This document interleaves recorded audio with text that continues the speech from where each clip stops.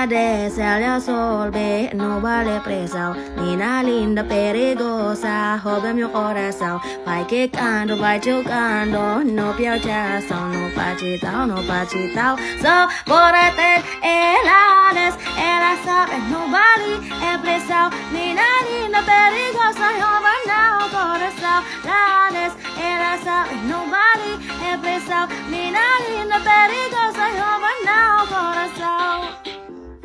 Ang daming nagbabash sa akin kasi kanta daw ako ng kanta, hindi ko naman daw naiintindihan. Okay, beta, translate ko yung nobody daw sa English. Let's go! Gamit ang Dola app.